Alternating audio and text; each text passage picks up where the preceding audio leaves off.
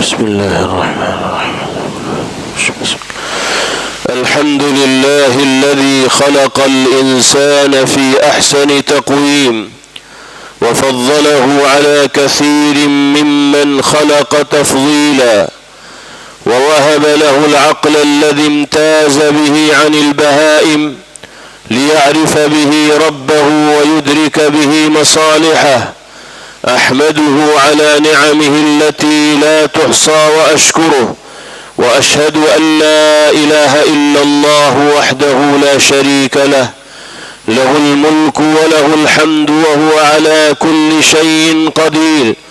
وأشهد أن سيدنا ومولانا محمدا عبده ورسوله، بلغ الرسالة وأدى الأمانة ونصح الأمة وجاهد في الله حق جهاده، وصلى الله وسلم وبارك عليه وعلى آله وصحبه ومن سار على نهجه واستقام على سنته ودعا بدعوته إلى يوم الدين. وبعد، فيا عباد الله، أوصيكم ونفسي أولا بتقوى الله تعالى وطاعته.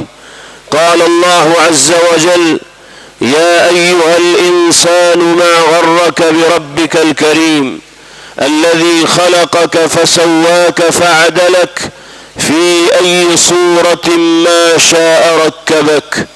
نعم، إنك أيها الإنسان مركب من أعضاء، وكل عضو منك خلق لعمل خاص، فإذا مرض ذلك العضو تعطل عمله أو اختل.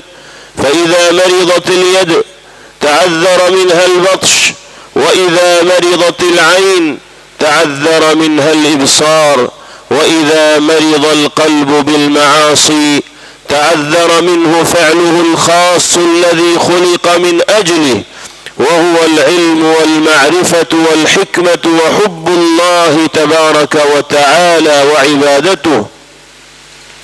ومرض القلب هو الداء العضال، وهو مرض خفي قد لا يعرفه صاحبه، لذلك صعب عليه الصبر على مرارة دوائه، لأن دواءه مخالفة الهوى. وإن القلب هو ملك الأعضاء، ومصدر سعادتها أو شقائها، ومصدر صلاحها أو فسادها. قال صلى الله عليه وسلم: ألا وإن في الجسد لمضغة إذا صلحت صلح الجسد كله، وإذا فسدت فسد الجسد كله، ألا وهي القلب. ففي هذا الحديث دليل على أن صلاح أعمال العبد بحسب صلاح قلبه، وفساد أعمال العبد بحسب فساد قلبه. فالقلب الصحيح هو القلب السليم الذي لا ينفع عند الله تبارك وتعالى غيره. قال الله عز وجل: يوم لا ينفع مال ولا بنون إلا من أتى الله بقلب سليم.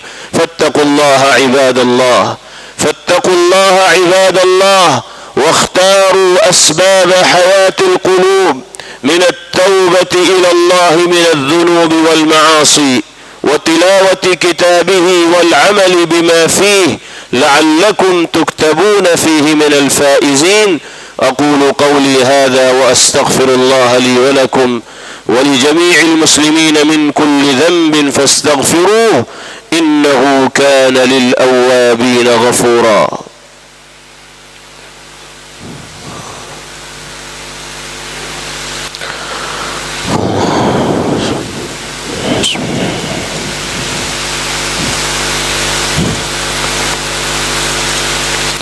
إن الحمد لله نحمده ونستعينه ونستهديه ونستغفره ونتوب إليه، ونشهد أن لا إله إلا الله وحده لا شريك له، ونشهد أن سيدنا ونبينا وإمامنا ومولانا محمدا عبده ورسوله، صلى الله تبارك وتعالى عليه وعلى آله وصحبه، وبارك وسلم تسليما كثيرا كثيرا.